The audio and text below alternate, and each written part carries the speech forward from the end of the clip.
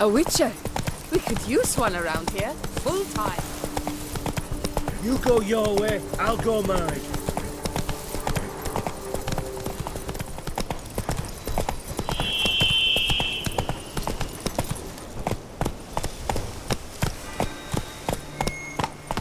Come on now.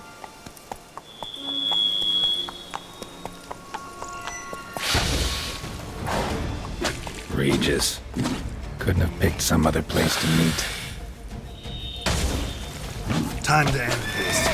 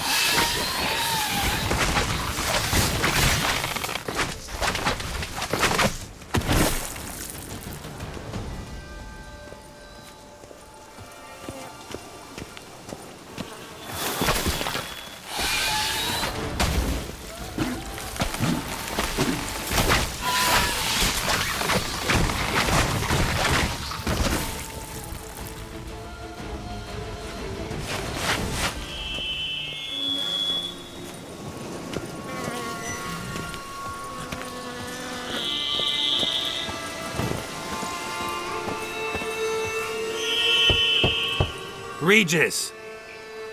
Damn it. Locked. No way I got the place wrong. This is it. Gotta be. Gotta be another way in around here.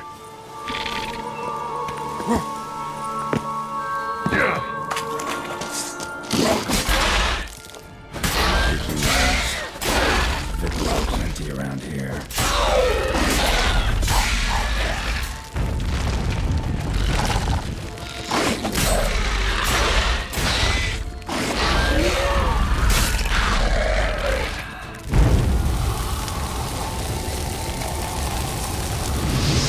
Stench. Show me Just what's wonderful.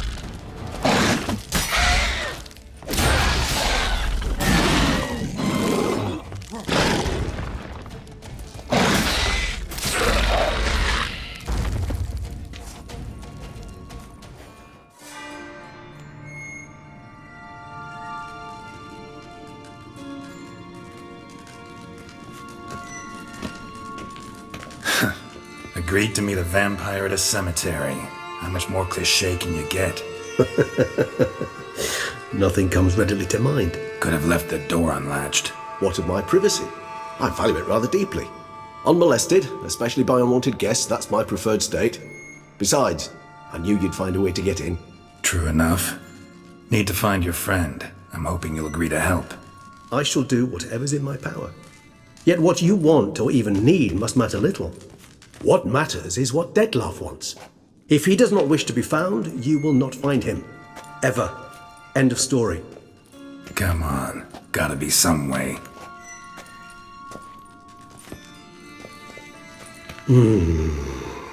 Vampires can evade detection by the senses, and no divination magic works on us. Even the most precise megascope would be useless. And this? Could this help? Wherever did you get that? Off one of the beast's victims, found by a bend in the river. Body was chopped in pieces. 3 of those pieces were hands. Hand with the ring seemed the odd one out. Abruxa had taken an interest in it.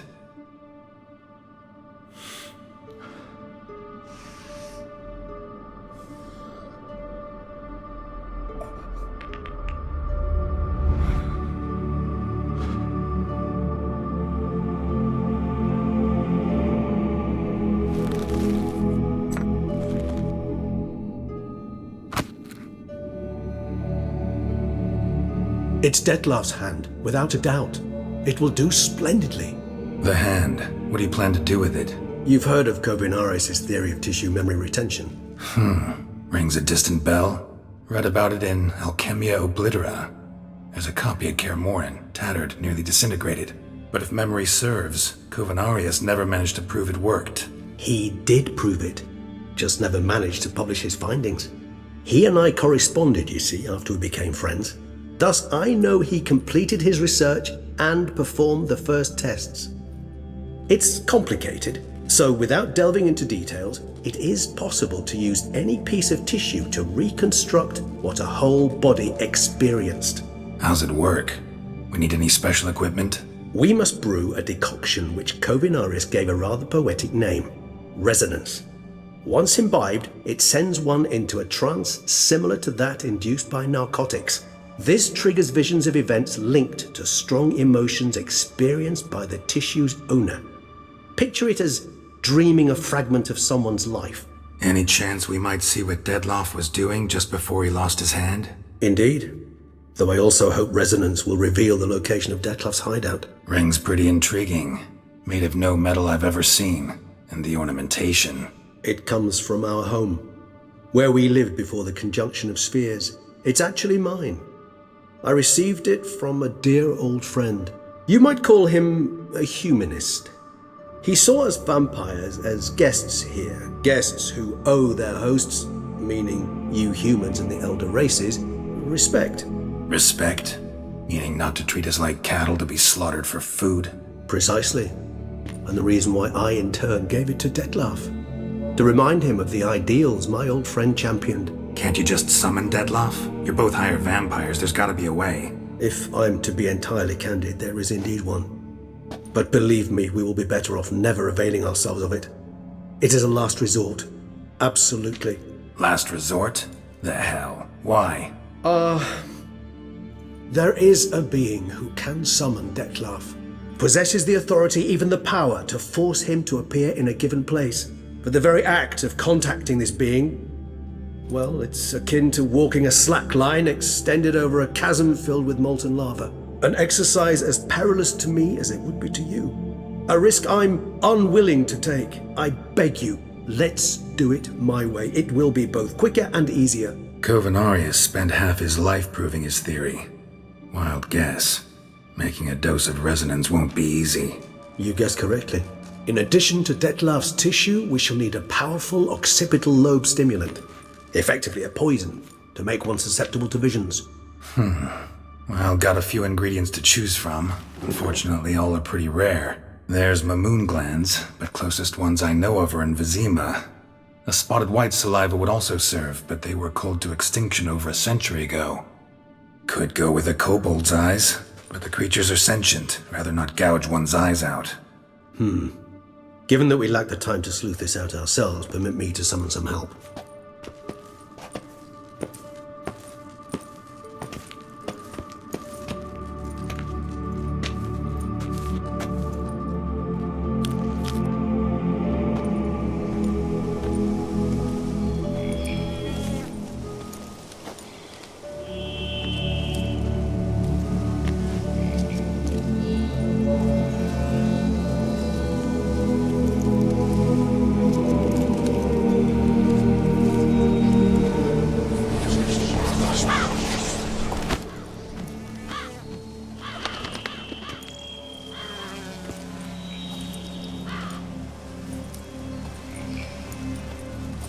What was that? A raven? Rather a common sight at this latitude. Very intelligent fowl. I asked him to look for the creatures you mentioned, him and his brethren. Perhaps they'll find one in the area, and I would hazard that a flock of ravens will spy any said creature faster than a solitary witcher would. With all due respect to your skills, my friend. It will take them some time, nonetheless, so perhaps you'd care for a snifter of mandrake. Rarely say no to a snifter. Sadly, this is but a weak infusion rather than a proper distillate. Even better. I remember your mandrake hooch. Made people say things they'd have rather kept to themselves. Now, what could Geralt of Rivia prefer to keep to himself? So, think you've set a nice little trap for me? Sorry. Want to get me to confess? Gonna have to try harder. I love a challenge. In that case, my ears are cocked. What must I do? How about you get the ball rolling? Reveal one of your secrets. Vampires, intriguing creatures, must lead fascinating lives.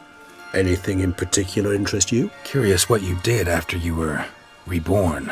As I'm sure you can surmise, at first I was thoroughly absorbed with recovering. As it is, I've still not recovered completely. Yet I was so weak the first year that I could not stand or move on my own. Detlef bore my weakness bravely, showed great patience. If not for him, I wouldn't be here, and I'd have regenerated far slower. Once I could at last stand unassisted, I set off for Bruges, for my one-time home of Dillingen. There I led the peaceful life of a rural healer and surgeon, enjoying my neighbours' respect and, in fact, constituting the exact opposite of the monstrous vampire the populace imagines. Bruges, you say? Rebirth make you sentimental? Perhaps a dash. But what of you? Where have you been? Ever find your Cyrilla? Back then, yeah. But we parted again soon after. And when the time was ripe, she came back, defeated the Wild Hunt together. Seems I certainly missed quite a bit while I was absent. True enough. But it's a conversation we'll have another time. Need to know more about you now. Gotta ask you the big question. One everyone wonders about. What happens after death? You wish me to tell you if the human belief in the gods is well founded? Well, that I do not know. We vampires differ exceedingly from you humans. Our matter, that of which we are composed, can exist without form. We require neither a heart, nor a brain, nor air to breathe. But were you dead? As humans understand death, yes. Feel anything? Understand anything? It's rather hard to explain. I felt something very unsettling. Something I cannot even name, for I did no reasoning. Only after rebirth did I begin to understand that what I had felt was cold and unimaginable fear. If not for Detlef, I might have drowned in an eternity of icy terror. Can't have been alive then. Sheesh, experience like that must be vicious. Indeed, it's hard to compare to anything I know. Yet you are aware we don't see death as you do. The way you cling to life, we find it entirely peculiar. You are mortals, ergo it's a foregone conclusion. You will die. It's but a question of time. Thus, I often find myself wondering why you try so very hard. To die at 20 years, 40, even 100, what's the difference? They're all but the blink of an eye. Depends on your point of view. Man who's got 1,000,000 crowns to spend can't possibly understand one who's only got 20. Very true. One's outlook can indeed change much. Got a new life, a new body. That give you a new start? Blank slate? Starting all anew is a very broad concept. What exactly do you mean? Your blood addiction, say. Wondering if your body's the same, if it still remembers. Maybe if you drank now, you wouldn't get hooked. All addictions are a form of slavery. Re-addiction's not a risk I'm willing to take, just to test a hypothesis about corporeal regeneration and whether propensities carry over. Fair enough. Curiosity, that's all. Sorry. Not to worry, Geralt. Curiosity is a natural reaction under the circumstances, apart from which I've always valued that trait in you. Always fascinated me the way vampires can regenerate. A hand growing back is one thing, but Detlef recreating you out of a wet smear? Something else entirely. A difficult and laborious process, but one that's possible, as my presence proves. But I've heard you too had quite the adventure. They say you lost your memory. For a bit, but Triss helped me get it back. Actually, pretty damn lucky I only had amnesia. Yes, you humans are rather buggered in those terms. To strip you of life is, well, it's just plain easy. I've always pitied you in that regard. We vampires are much harder nuts to crack. If a member of another race kills one of us, we can be reborn with a living higher vampire's help. However, if one of our own strikes the deadly blow, death is permanent. There can be no rebirth. One of the chief reasons why vampires long ago swore never to fight one another. All right, give you one question. What do you want to know? One question to ask one as fascinating as you, Geralt. Cruel parsimony, I'd say, but I shall do my best to make it count. If you were to die and be reborn as I was, in your new life, would you choose to be a witcher? See, Regis. Doubt I'd know how to be anything else. Ever tried? See, you're determined to get an answer, to find out if I like being a witcher. Just refuse to ask directly, as always.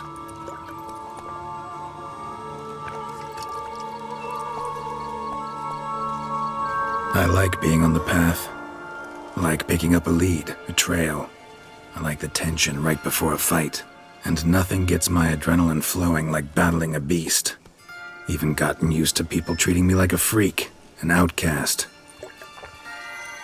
Yeah, not something I think about much, but I like being a witcher. Thank you for being honest. Honesty is an attribute of the truly brave, and thus a privilege of the very few. Still no sign of your winged friend. Sure it understood what you wanted? Dead certain. Let's wait a bit longer. It'll return soon, don't doubt that for a moment.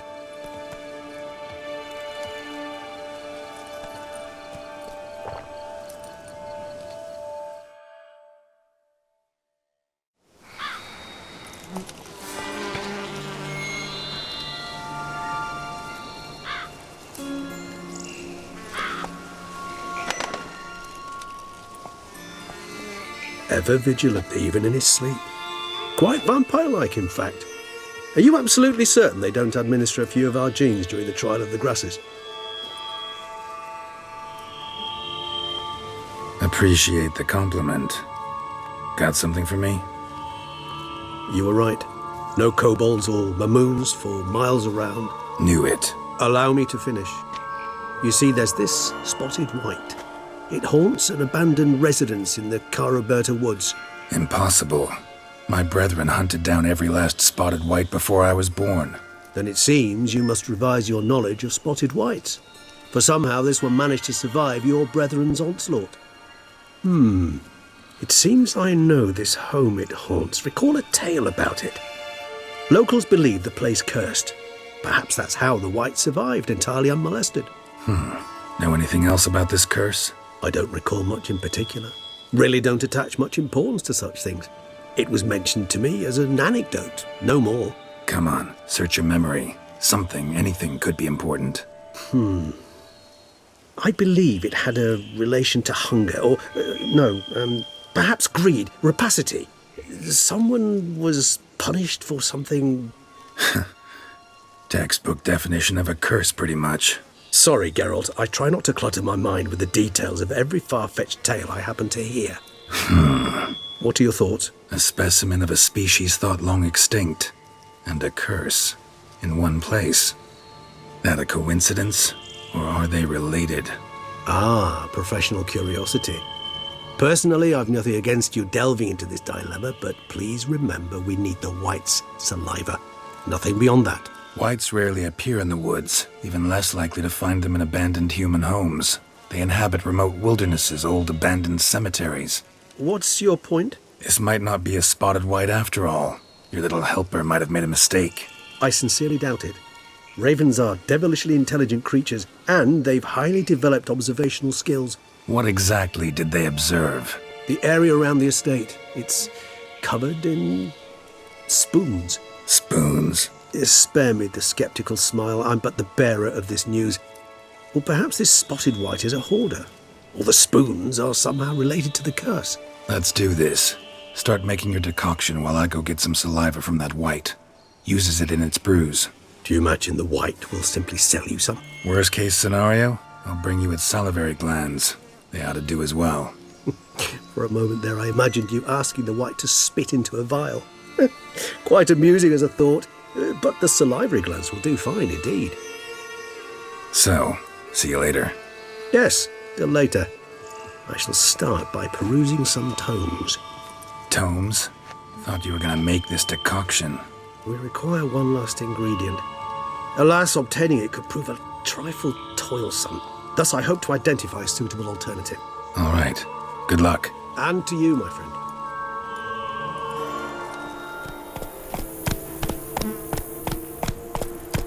The dressings, bandages. What's that about?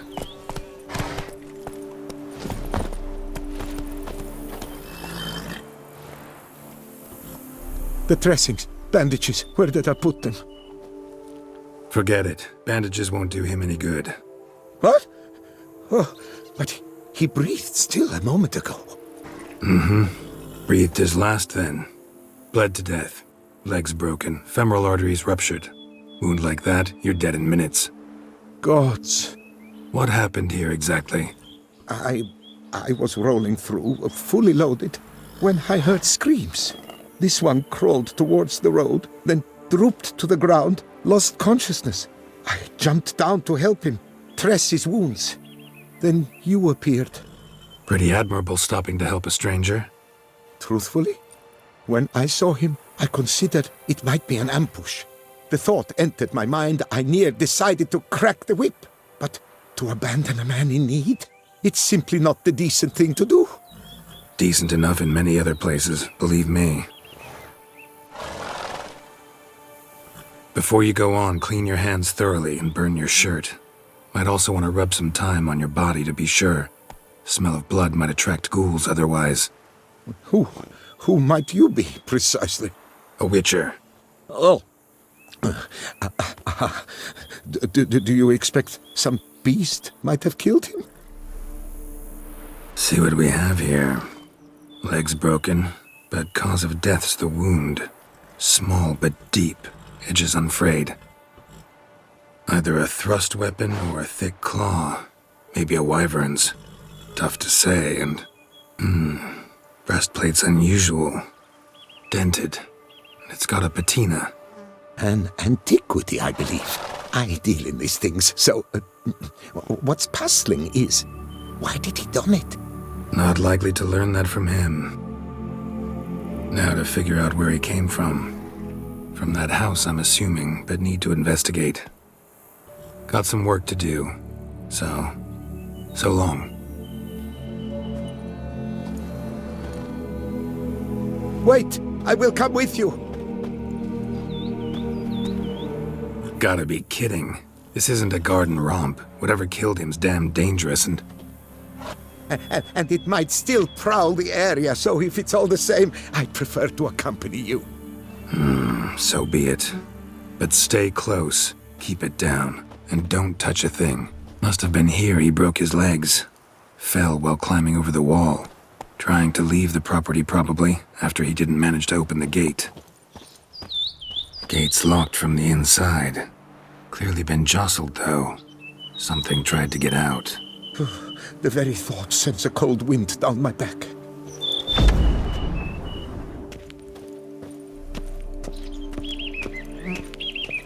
Damn it. Good gods! Servant, stabbed to death. Over a dozen blows with a sharp object. Some post-mortem. I cannot believe this is the work of a man. It was a monster, to be sure. Torso punctured with great force. Blow pierced hardened steel. Man on the high road. Breastplate was identical. Throats massacred. One mighty blow. Shield along sides old and dented. Swords ceremonial. And Shay handiwork clearly. Ceremonial bowls for little sacrifices. Of what? Please, do not say humans. Burn marks. Something catch fire. Explode. Strong stench. Multiple wounds on the body. All puncture wounds, but hard to tell what caused them. Victim's human, but the attire's elven. Are you certain? How did he come by it? We've so few non-humans in Tucson. Fled, then dropped to the ground to douse the flames. Didn't manage. Burnt smells growing fainter. Might have been another luckier soul managed to flee. Doublet scorched. Wriggled out of it, tossed it, then ran on.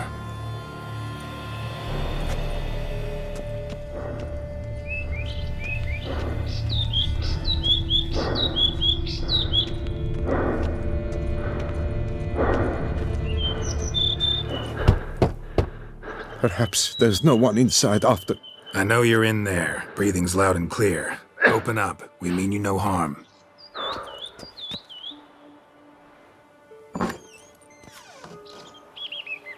They remain there?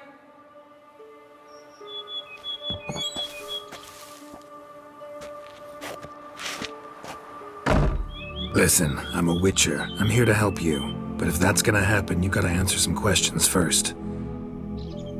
You mentioned them. Who do you mean? Those, I don't know what they were. Spirits. It all occurred of a sudden. We were staging a scene, the death of paying homage. There was a flash of light that blinded me completely. I heard cries, though saw nothing. Then felt my own robes were in flames. I broke and ran, threw off my doublet, leapt in here and shut and locked the door behind me. They pounded on the door. I thought they would get through. I thought I was done for, but in the end, it grew calm. Who are you exactly? Durant Faucher Plamondon de Savaran, Lord of these lands, and Chairman of the Society of Friends of the History of Toussaint. We meet here annually to mark the anniversary of the Elfin Homage, but something like this, why, it's a first. So while reenacting a scene from the past, somehow, unintentionally, you summoned a specter, a Korgorath, or a tube, maybe. What? What now? Best thing? You gotta do it again, of course. Are you mad? Would you have this thing kill us? No, don't want it to kill anyone. Precisely why I gotta do my job. Summon it again, whatever it is, and tend to it once and for all. Durand, think I can reenact the pledge, the giving of homage, alone? It was a great, momentous event. The surrender of Toussaint's last elfin king. You will need at least 3 individuals. You know what I'm gonna ask for. Need your help. But I'll understand if you turn me down. No objections? Good. Let's get to work. Start by clearing the corpses. Got some time. Won't start the reenactment before nightfall. Things of this sort are a lot more likely to work after dusk. One last thing, though. My pay. Don't work for free, you know. Understood. Just keep the danger at bay, and I shall be generous. Through and through.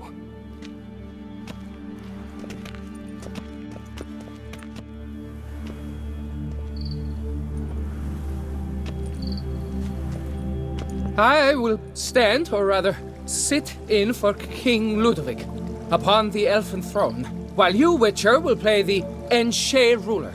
We must don the costumes. All must be just right.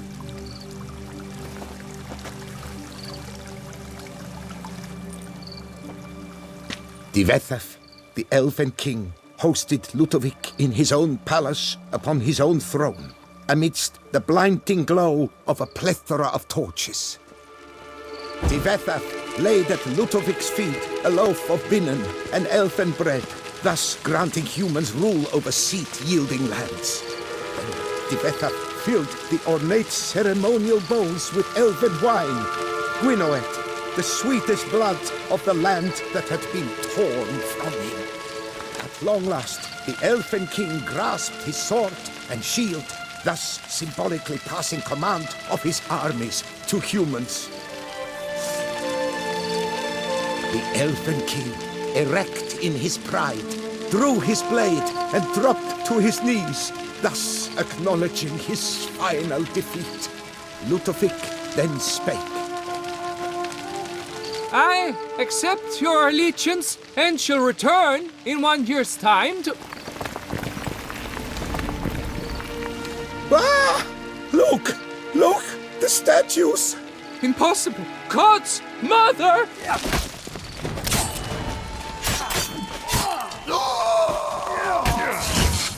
Oh, come on.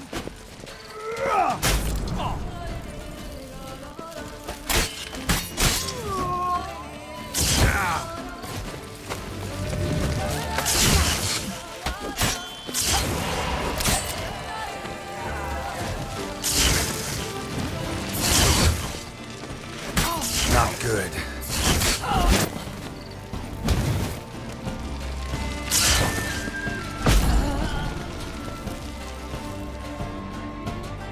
The sculptures, they came alive. By what witchcraft?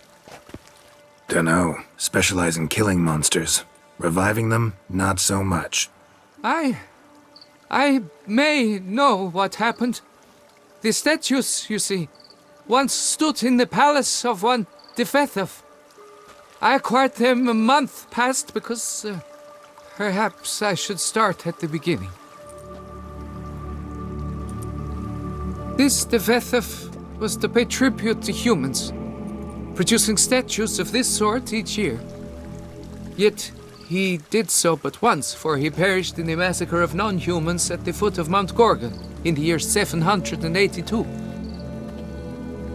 It's fortunate he did too, as Defethov had planned Ludovic's downfall, for he sculpted not statues, but columns that masqueraded as such, columns activated with words said in homage.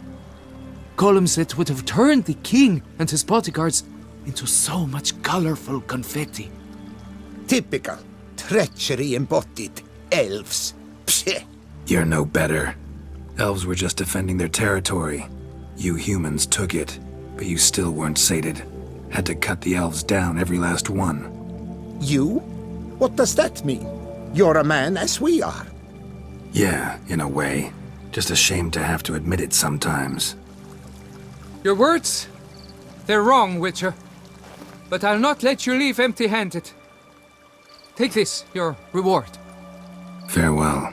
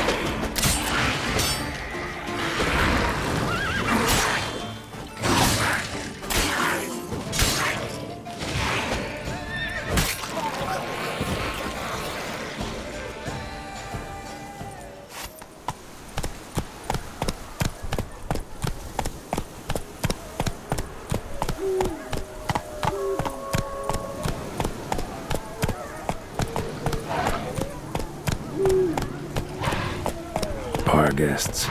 Never a good omen.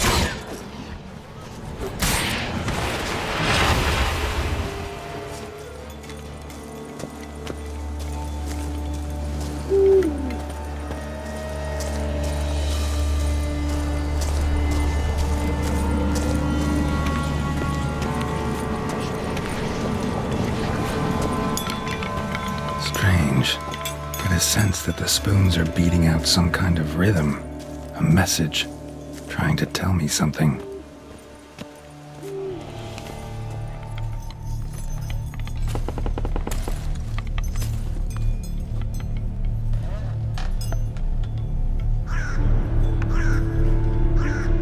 None None shall sit and dine with you at your table. No spoon you have shall sate you. Never again shall you wish to spy your reflection in the mirror. Sounds like a curse, all right.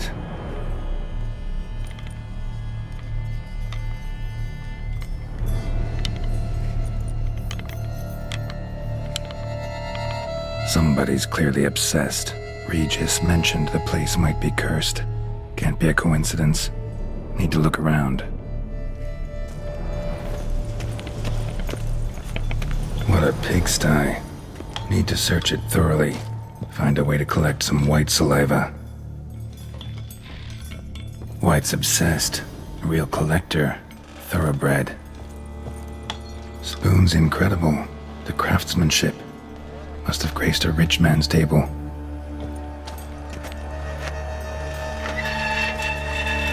Poor girl. Realized she was changing into a monster. Recorded it in her diary. Poignant. Smashed mirror. As if someone couldn't stand to look at themselves. The monster. Journal's author, maybe? No spoon you have shall sate you.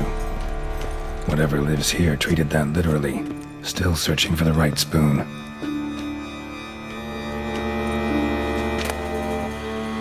A spoon key. Sophisticated crafting. Tag bears a description. White's a true collector. Skeletons. Doubt they came here willingly. This have anything to do with the curse? None shall sit and dine with you at your table. It'd make sense. Broken neck, indentation in the skull's lateral surface, smacked in the head with something heavy. No claw or fang marks, probably choked to death. Right arm bit right off, teeth all knocked out. Somebody tried to force feed him. Woman's name scratched into this wooden spoon. Romantic.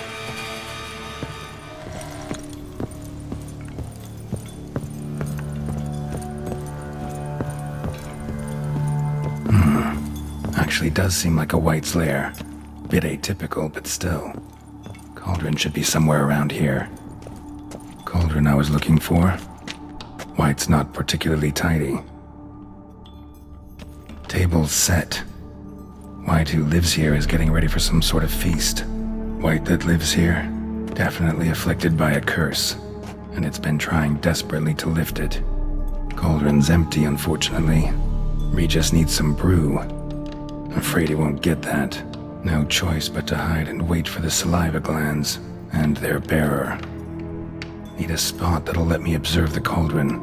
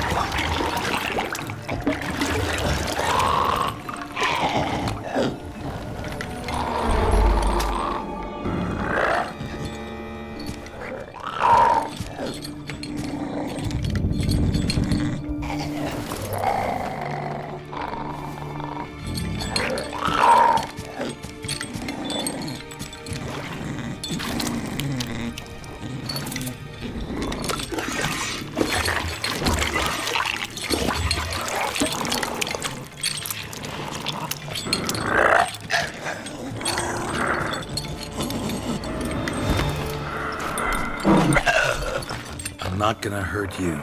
Wanna help? I've seen the words of the curse on the walls. Think I know how to lift it.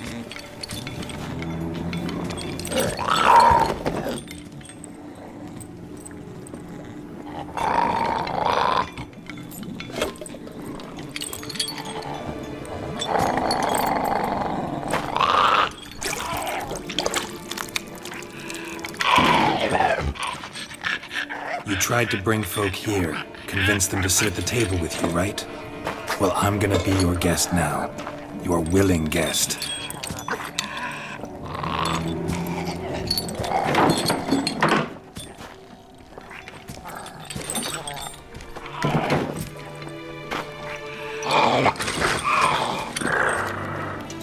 Just need a bit for Regis. And now we'll tend to you. Need to get this right. Words of the curse were, "None shall sit and dine with you at your table. No spoon you have shall sate you. Never again shall you wish to spy your reflection in the mirror."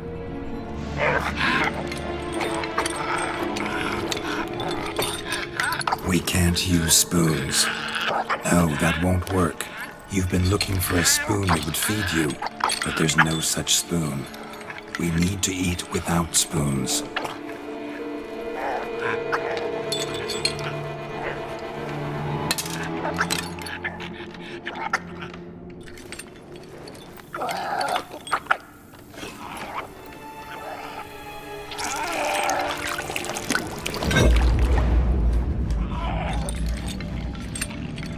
Open your eyes. You need to see your likeness.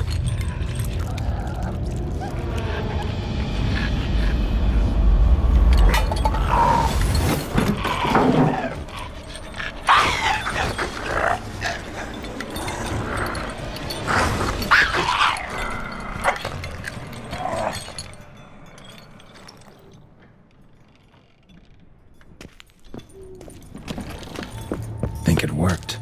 Just not quite like I expected. Need to see what happened to the white. Won't be hard to find given its stench.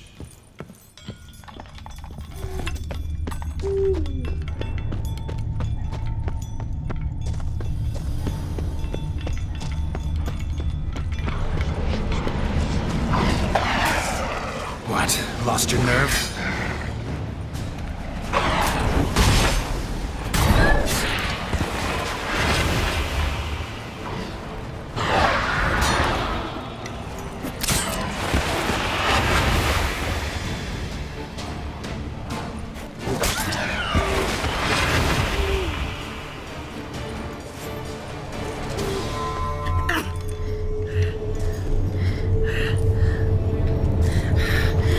Easy. Not gonna hurt you.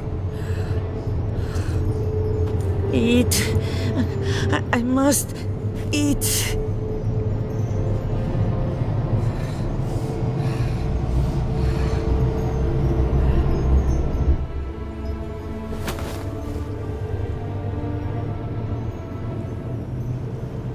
I'll take you someplace safe.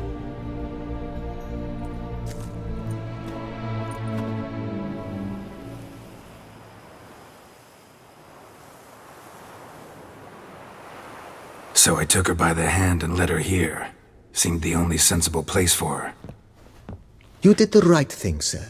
She should recover quickly here. I'm deeply pleased finally to make your acquaintance, sir, though I do regret the specific circumstances. In all the commotion, I fear I neglected to introduce myself. I'm Barnabas Basil Folty, and by order of the Duchess, I am to serve as your major domo at Corfo Bianco. Nice to meet you, Barnabas Basil. Love to talk more, but got urgent matters to attend to. While I'm gone, please make sure she gets everything she needs. Don't worry, sir. I shall see to everything. She is safe here and in good hands. She'll soon be back on her feet. Might actually take a while. She hadn't eaten anything in over 100 years when I found her. Horrid. Whatever brought this about? Told me her story on the way here. Her name's Marlena. She was once the very beautiful and proud heiress to the Trastamara estate. One evening, when she was holding a banquet for friends, a beggar came to her gate seeking alms. He had a bowl and a spoon with him. He sat outside her fence and waited. I've heard of the custom. An ancient rite of hospitality that obliges one to give food and drink to such a guest lest he depart hungry. To neglect the custom is to bring great misfortune down upon oneself. Marlena didn't care a whit for the old customs. She drove the man off, saying she'd rather feed the leftovers from her feast to her dogs than to give the beggar anything. The beggar then broke his spoon, cast a curse. She was beautiful, so he said she'd never wish to look at herself in the mirror again. Since she adored feasts, he swore no one would ever wish to sit and dine with her.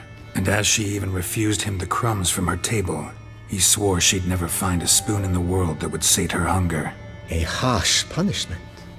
I imagine lifting the curse was hardly simple. Curses are tricky. They play on irony. Always gotta figure out what the catch is. Marlena had spent decades looking for a way to lift it. Transformed into a wight, she stole spoons and lured folk into her home, trying each time to get them to dine with her. Didn't work. So what did? Someone had to sit down and share a meal with her, of their own free will. They had to eat without using spoons, and make her look at her reflection. That's it? That was all it required? Simplest solutions are sometimes the last that come to mind. Besides, when you're a wight, it's pretty damn hard to find willing human company for a feast. I imagine so. But, most importantly, it is now over. Please, don't worry. She will be in good hands here. Vineyard comes across as a place with a rich history. Know who owned it before me? Baron Rossel, who went bankrupt, forcing him to sell the estate to the Duchess. The Baron, in turn, had purchased it from Monsieur Bolius of the Headsman, a truly colorful man of Ketweni origin. He was actually a headsman? No, not him, but his great-great-great-great-grandfather. Indeed. Apparently, he was a common cut-purse who somehow secured for himself the post of ducal headsman in Beauclair. Went about his work with an exceptional penchant. They say he chopped off more heads than there are grapevines in the ducal vineyards. He never hesitated, not once. Never sliced unevenly, never botched a job. For his exemplary service, the Duke granted him a title and this estate. Monsieur Bolius, on the other hand, was an engineer in his younger years. Once retired, he settled here and took to producing wine. Sadly, misfortune struck and he lost his sense first of smell, then of taste. Additionally, he could not drink alcohol. His medic forbade it. Shame that. He gave up making wine? Not at all. He made even more of it. Began throwing wild balls to which he'd invite friends from far and wide in order to treat them to his wine and delight in the fact that at least someone could enjoy it. It's the sort of man he was, Monsieur Bolius. Mind giving me a little tour de Corvo Bianco? Not in the least. Follow me, please. I think it would be practical to begin on the hill.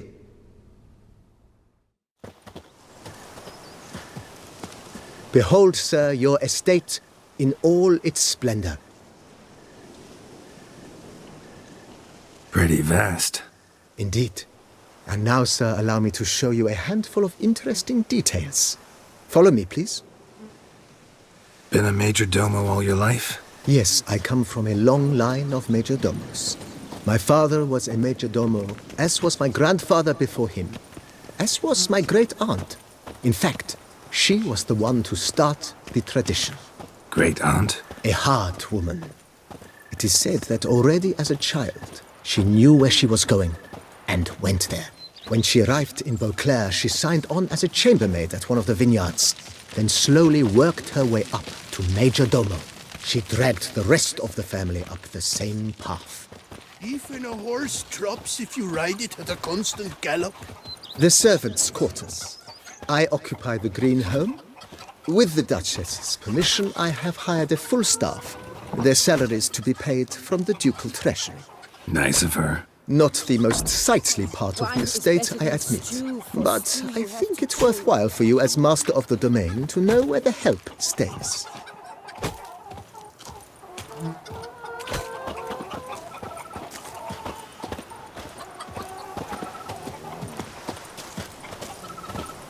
Baron Rossel ordered the vines in this part of the estate uprooted and olive groves planted in their place.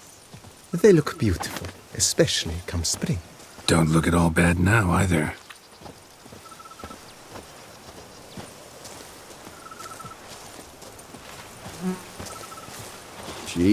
Down below lies your vineyard, where we grow a strain of Carfanere, one of the world's oldest, aged in oak barrels.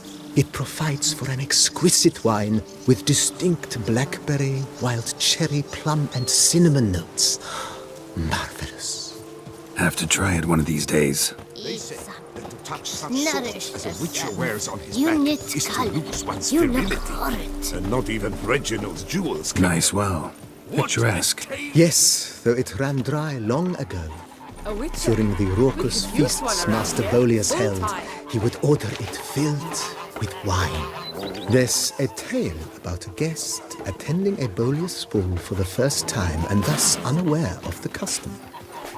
He had suffered great heartbreak and had decided to end his life by jumping into the well. The festivities were coming to a close, and the well was nearly empty when the suicidal guest finally jumped. Instead of killing himself, he merely broke his legs. To numb the pain, he drank the wine. Drank himself to death? Not at all. When found the next day, he had concluded he'd witnessed twin miracles. The water had been changed into wine, and he had survived. He retired to a monastery in the Dragon Mountains and began preaching the wisdoms of Lebioda. Wine, and more crack smuggling wine. It's enough to drive you batty. Monsieur Bolius' wife Nina kept a garden here. A supremely lovely place it was. Bit neglected now. I agree. Yet nothing stands in the way of restoring it to its former glory, and once again planting it with herbs and other vegetation.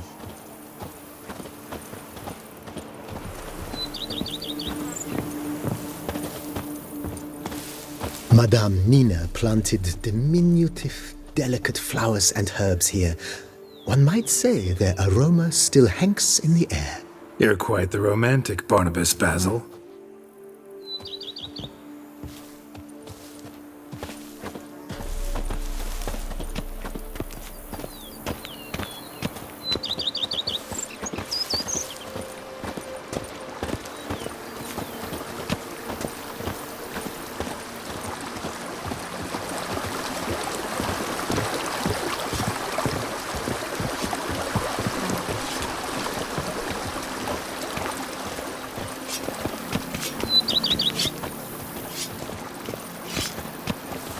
This served as an additional wine cellar in years of plentiful harvests. Bit of work and it'll make a fine stable for Roach.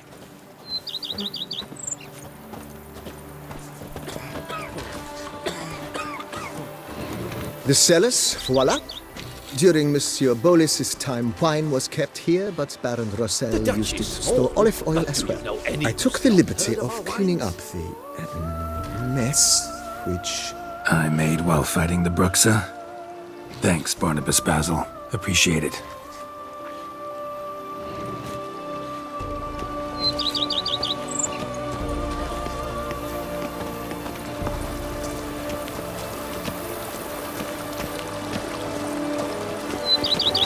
As you can see, the facade is, how to put it, slightly stained. But one cannot deny it, a certain subtle southern charm. True, though it could use a bit of subtle paint.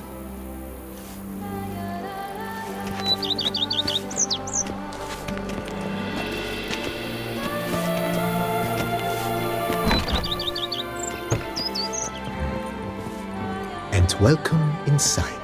On the left is the master bedroom. On the right, the dining hall and kitchen. Upstairs, you shall find the guest room, currently used for storage. Not a bad idea. At the moment, the house is only minimally furnished.